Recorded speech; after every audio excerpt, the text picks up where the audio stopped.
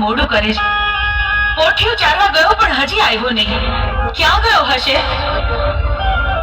અરે દેવી, આવડો પોઠિયો ચારવા ગયો હજી કેમ નથી આવ્યો? ખબર નહીં પ્રભુ. આ સાંજ પડવા આવી, આટલું મોડું થઈ ગયું છે તોય હજુ આવ્યો નથી. અમીનો કૂપ લાવો. પ્રભુ, એ અમીનો કૂપો ને ભસ્મ કંકર આલુડાએ હટ લીધી હતી ને, એટલા માટે મેં એને આપી દીધું. અરે દેવી, તો અનર્થ થઈ ગયો. એ આલુડો એક માયાવી રાક્ષસ હતો. તમે ભસ્મ કણકણ અને અમીનો કૂપ આપી દીધો. ભસ્મ કણકણ માથે ચડાયું, અમીનો કૂપ પી અને અમરિયા નામનો દત્ત બની ગયો છે દેવી.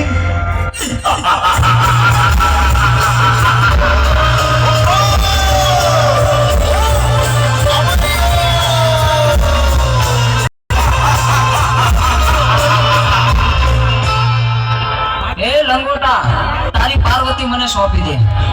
અરે રાક્ષસ, તો હું જેમ નાચું એમ મારી સાથે નાચ. શરત મને મંજૂર છે.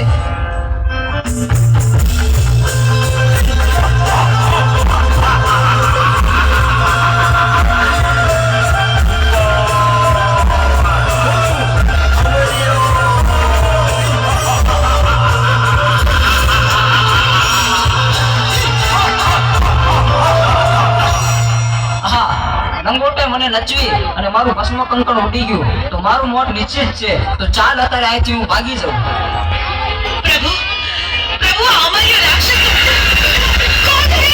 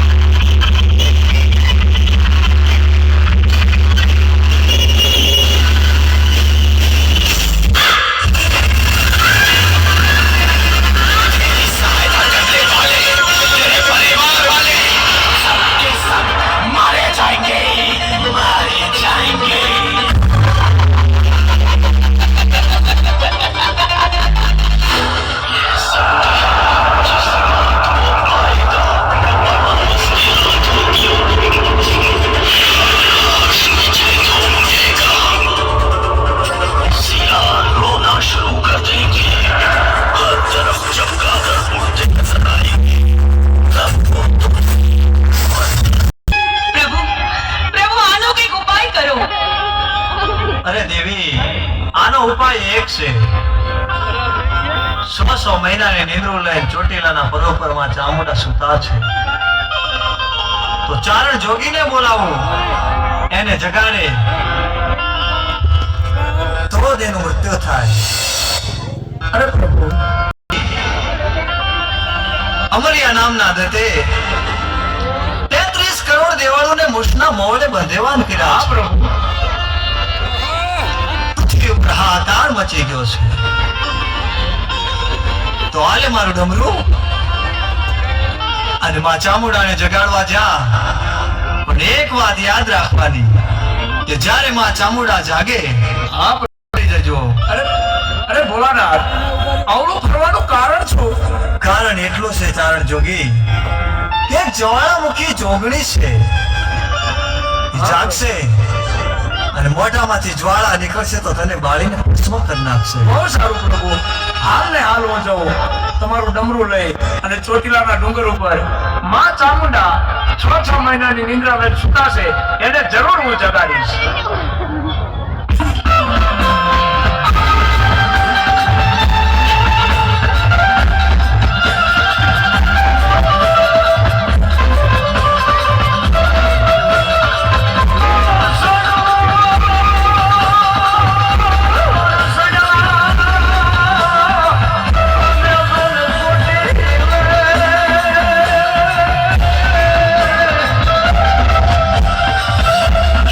અને મારી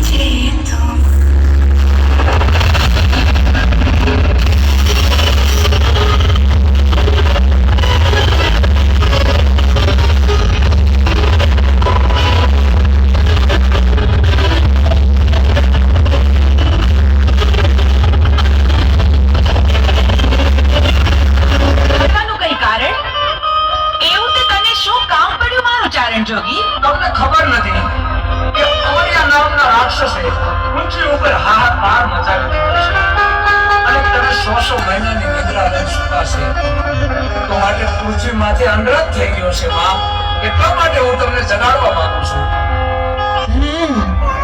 એમ વાત છે અમર્યા રાક્ષસની એટલી હિંમત કે ભોળા માણસોને રંજાડે પૃથ્વી પર એને મચાવેલા આતંકનો હું પળમાં અંત કરીશ અમર્યા રાક્ષસનો પાપનો ઘડો ભરાઈ ગયો છે એને પોતાનો વિનાશ પોતે નોતર્યો છે ચારણ જોગી ચાલ તું આગળ ને હું પાછળ અમર્યા દત્ત રાક્ષસને ચપટીમાં ચોળી નાખું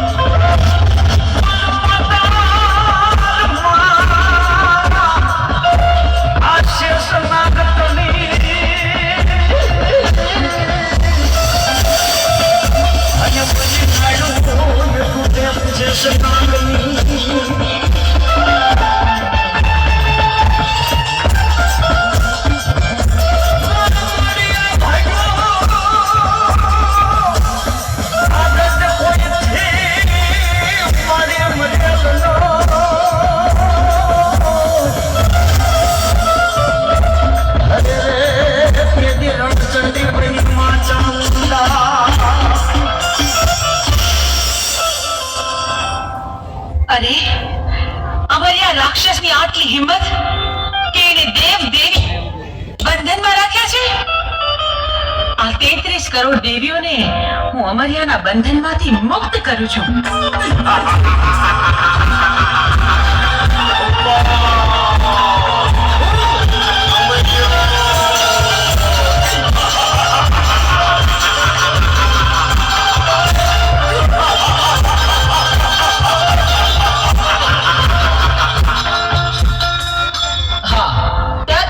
દેવીને મારા મૂછના મોડાથી મેં બંધવામ કરી હતી તો છોડનાર તું કોણ એ 33 કરોડ દેવી દેવતાને તારા મૂછના મોઢેથી છોડાવનાર બીજું કોઈ નહીં હું છું ચંડમુંડને હણનારી દેવી ચામુંડ તારા કુકર્મોએ હદ વટાવી હવે તારો અંત નજીક છે હું તારી સાથે યુદ્ધે ચડી તારો નાશ કરીશ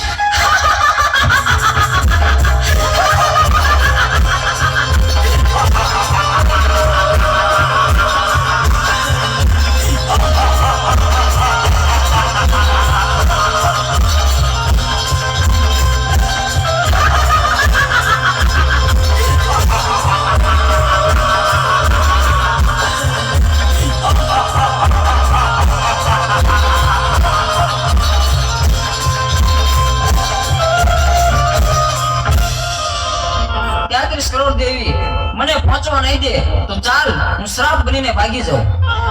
અમરિયા, તું સાપ બનીશ તો હું તારી પાછળ નોળિયો બનીને આવીશ, પણ આજે તને જીવતો નહીં છોડું. ઊભો રહે.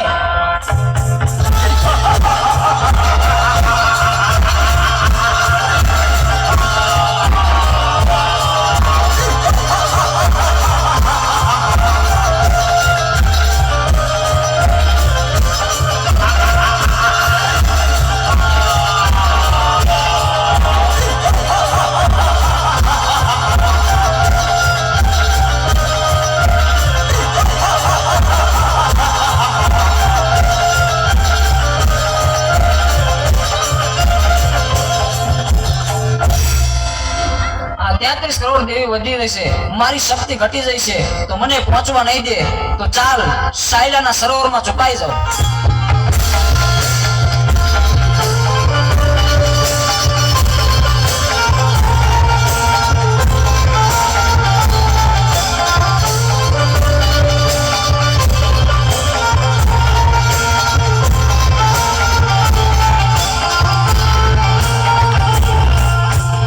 અમરિયા, ભલે તું સાયલાના સરોવરમાં સંતાયો, પણ મારી પાસે એનો પણ ઉપાય છે.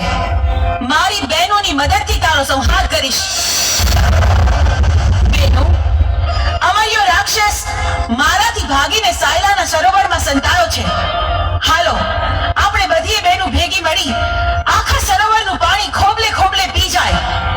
સાયલાના સરોવરને ચરણામૃત ન બનાવું તો હું ચોટીલાની ચામુંડ નહીં.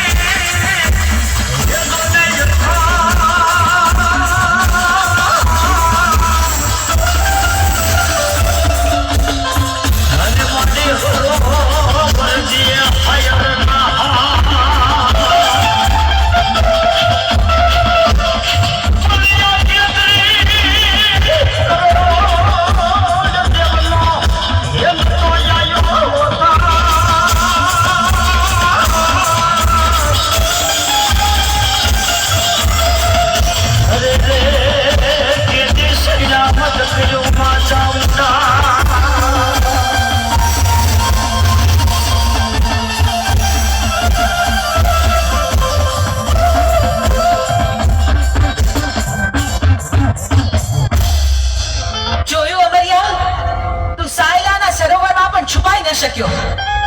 બેનો, હવે બરાબર જોજો, હવે અમરિયો છટકીને ક્યાંય ન જાય.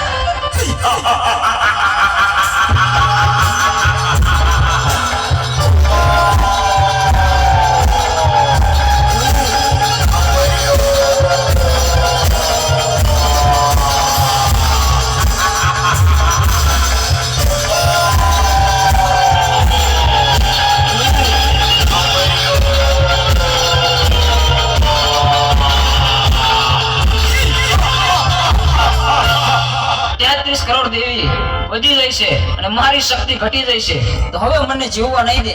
તો ચાલ, સામે ગાયનું કરકું પડ્યું છે, તો એમાં સંતાઈ જાઓ, તો પણ અહીંયા કોઈ પણ દેવી નહીં આવે.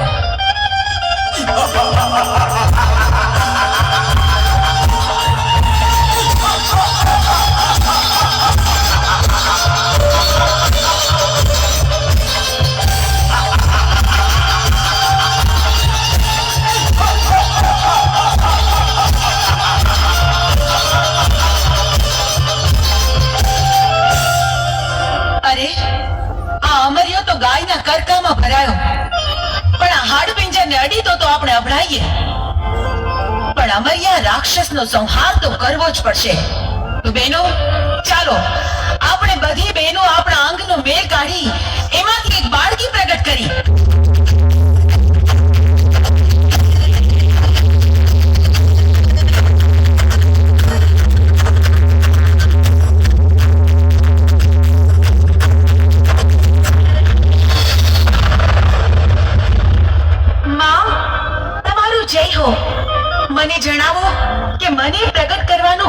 શું?